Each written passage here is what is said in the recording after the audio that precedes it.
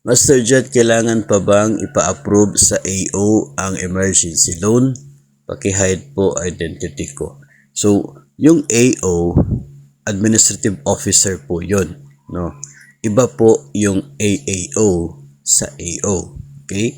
Kapag AAO, ikaw yung agency authorized officer. Parang ikaw yung representative ng GSIS sa inyo pong agency. Lahat ng mga loan applications sa GSIS dumadaan sa kamay ng AAO, okay? Authorized Agency Officer.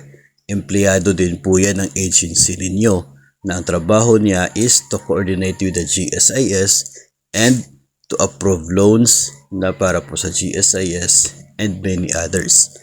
Ngayon, kung si AO, Administrative Officer ng DepEd, ay siya pong inatasan ng DepEd, ng agency ninyo, ng division, kaya ay ng school kung isang implementing school.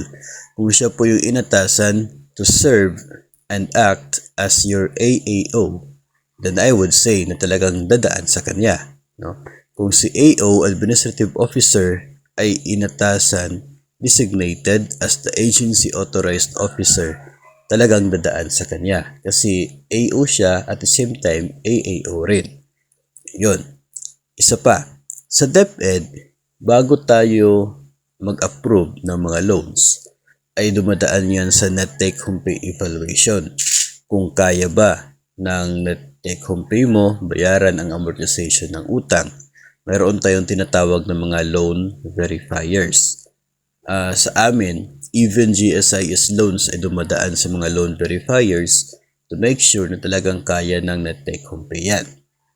At ang designated as the loan verifiers ay mga administrative assistants, no? ADAS.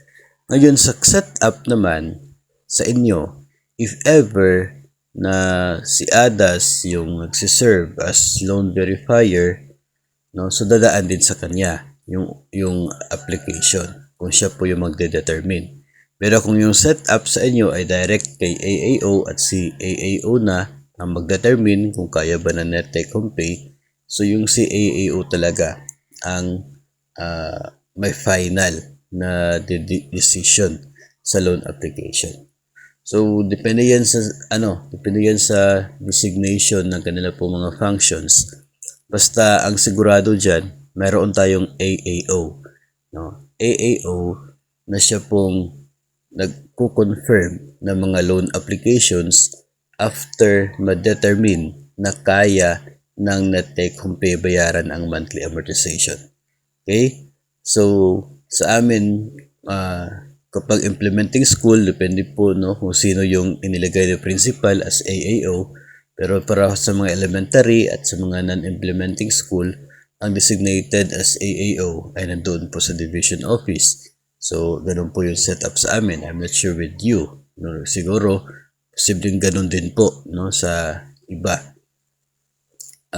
Kapag elementary and non-implementing schools.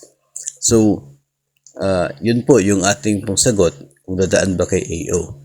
Pag si AO nag-serve as loan verifier or kaya as AAO, then talagang dadaan po sa kanya. Ang sigurado dito, ang Agency Authorized Officer or AAO. Siya talaga ay dadaan. Dadaan talaga sa kanya yung mga loan applications natin sa GSIS. Kaya nga po ay yung iba ay sinasabing hindi naman pinapayagan ng AAO nila yung kanila pong loan applications kasi talagang ang lumalabas upon nag-a-apply tayo, una ay for confirmation of the approval of the AAO.